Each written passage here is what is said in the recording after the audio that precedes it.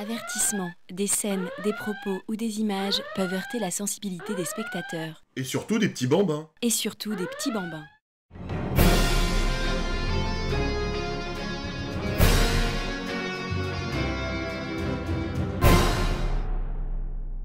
Salut mes petits farfadets horrifiques. Dans l'excellent, que dis-je, dans le masterclass Werewolf by Night de Michael Giacchino, sorti en 2022, le spectateur a pu pénétrer avec plaisir et extase dans l'inquiétante demeure des Bloodstone et se régaler d'un spectacle hors du commun, prouvant que, comme les vieux monstres d'autrefois, Marvel peut parfois renaître de ses cendres pour nous offrir des vrais frissons de bonheur. Qui aurait pu croire que Marvel était encore en mesure de nous donner du plaisir? Mais c'est vrai qu'en tant que lecteur pur produit des années Strange, le père Bloodstone, j'en avais rarement entendu parler, si ce n'est au détour malfamé d'un épisode du Loup-Garou. Mais à la suite d'une visite dans l'antre de mon ami Zaychik, j'ai découvert des comics d'un autre temps, que je n'aurais jamais dû découvrir, car bien indépendamment de lui, ce brave Zaychik m'a poussé à la consommation en investissant dans quelques perles vintage. Et parmi elles, Bloodstone. Vois comme j'exhibe de façon virile et ostentatoire, sous tes yeux ébobis comme Ewing, ce remarquable album d'un fort beau gabarit. Et là je sens ma gueule que tu hésites et débites devant cet ouvrage aux couleurs surannées. Tu te demandes si ça vaut le coup de rester sur cette vidéo. J'ai envie de te dire, reste un peu, ne te barre pas tout de suite, ou sinon t'es vraiment un bâtard. Farfadets et farfadettes horrifiants, suivez-moi dans une vidéo assez child à la découverte d'Ulysse Bloodstone, le chasseur de monstres. Philippe, je sais où tu te caches. Viens ici que je te le dis. Non, Abdel remplacé. Abdel remplacé. Ça va pas. Mais c'est juste insupportable. Arrêtez. Ulysse Bloodstone n'est pas trop connu dans l'univers des Lugiens, et c'est du côté de chez Haredi qu'il a fallu trouver une trace de ce mythique chasseur de monstres. Pour ceux qui l'ignorent, c'est un guerrier de la préhistoire qui a survécu jusqu'à notre époque. Et en particulier parce qu'il possède des pouvoirs surhumains, dont l'immortalité, rien que ça, grâce à une pierre incrustée dans sa poitrine, la Blood Gem. Ça a l'air pété du cul ce concept. Oh bah t'es là toi? Bah oui, tu m'as dit qu'il fallait que je viande. Ah non mais c'était pas pour cette vidéo, enfin maintenant que t'es là, bah reste. De toute façon les farfadets n'arrêtent pas de te réclamer dans les commentaires. C'est vrai? Bah oui, ils aiment ton exquise féminité. J'en ai les tétons qui dardent. Faudra me montrer ça. Mais revenons sans plus tarder à Bloodstone.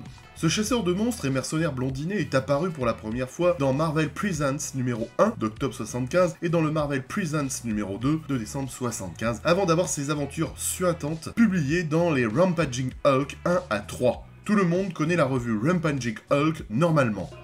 Non. Alors pour ceux qui viennent de Mars ou qui ont fait du frigo, je rappellerai que c'est un magazine qui a bénéficié de la grande popularité de Hulk dans les années 70, et en particulier de la série télé, pour que Marvel lance en 1977 un magazine intitulé Rampaging Hulk. Ah bon? Alors je vous montre de façon ostentatoire le premier numéro que je possède afin de vous faire monter la sève nostalgique, ne serait-ce que par son cachet bien 70s. Et là, tu as tous les EHPAD de France qui sont en liesse. J'irai pas jusque là, mais c'est vrai que ça peut mettre le kiki tout dur au plus nostalgique d'entre nous. Faudra me montrer ça. T'inquiète.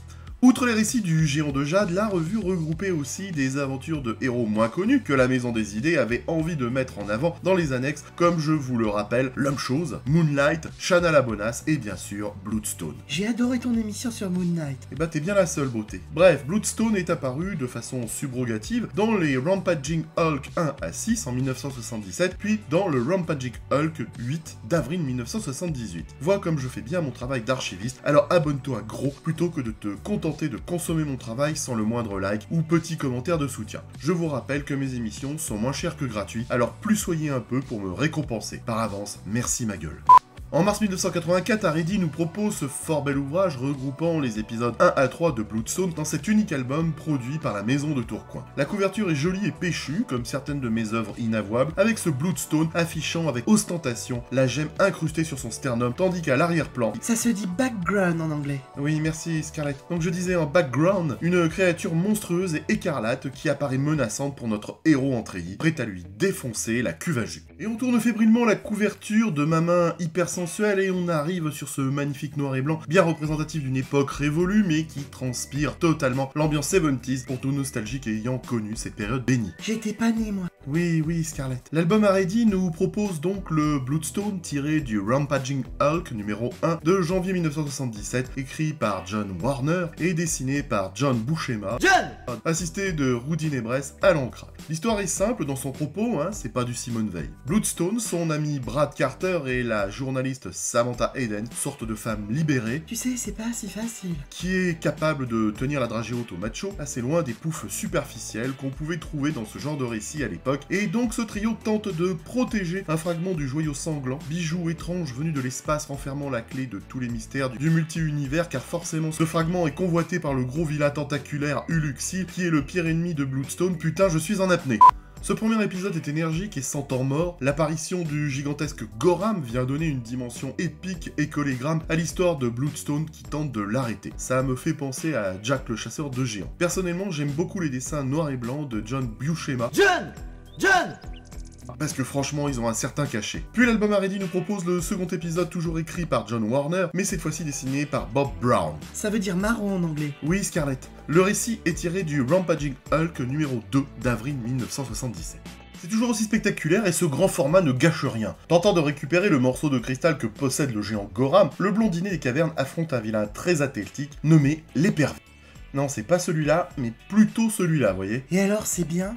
C'est nul! Ah, je suis pas d'accord. Moi, j'ai bien aimé ce récit que j'ai trouvé vraiment très agréable à suivre. Si tu as aimé, ça veut dire que c'est de la merde. Et toi, si tu me bouffais le poireau? Eh, ça va, vas-y, reste tranquille, qu'est-ce qui t'arrive? T'as craqué ou quoi?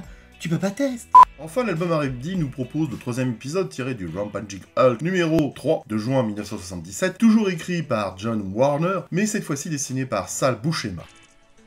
Épisode encore très péchu où Bloodstone affronte d'abord Iron Man, histoire de nous rappeler qu'on est chez Marvel, avant de s'allier à lui pour affronter un méchant bien kitsch appelé Centurius, sorte de boîte de conserve teigneuse que tu sais même pas comment il arrive à voir quelque chose ou même à marcher dans son armure. Mais il y a aussi Uluxy et Goram qui viennent mettre un peu l'ambiance dans ce récit. C'est vraiment épique et surtout, sur ce format géant, ça déchire vraiment sa race. Bref, j'ai bien aimé et je voulais vous montrer cette petite acquisition pas dégueulasse, à la couverture stylée qui mérite qu'on s'attarde dessus. Et plus tu en tourneras les pages, plus tu sentiras que ça viendra tout seul, comme quand tu fais l'amour. La comparaison est assez fantaisiste, mais somme toute bien choisie.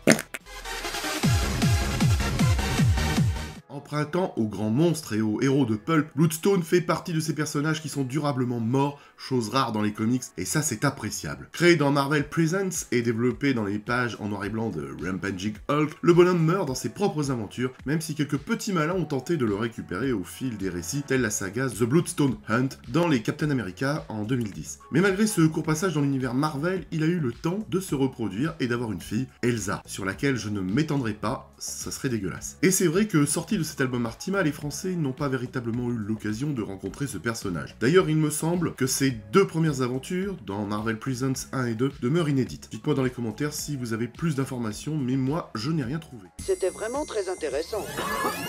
Ok, le scénar ne vole pas très haut, mais ça fait le café.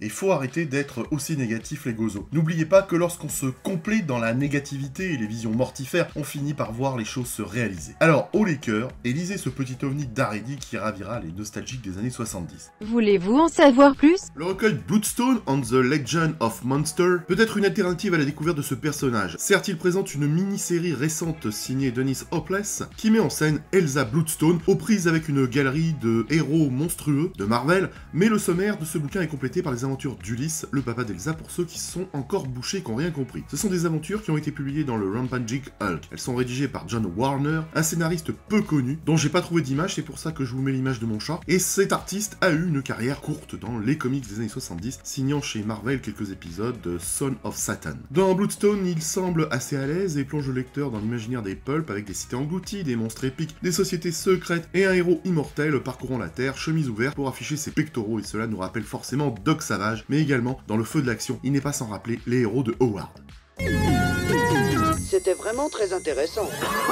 Scarlett, merci. Quoi, c'est déjà fini? Bah oui, le temps qui m'est imparti touche à sa femme, donc je vais rendre l'antenne. Merci d'avoir suivi cette petite vidéo, presque de qualité, et on se retrouve prochainement pour d'autres plaisirs coupables bien vintage. A très bientôt les geeks. Bon alors, c'est quoi cette histoire de téton qui darde là? Tu veux voir? Bah évidemment. Philippe, je sais où tu te caches. Viens ici que je te bute, enculé. Non, Abdel Rabdafri. Mais enfin, ça va pas! Mais c'est juste insupportable! Arrêtez! Je suis un peu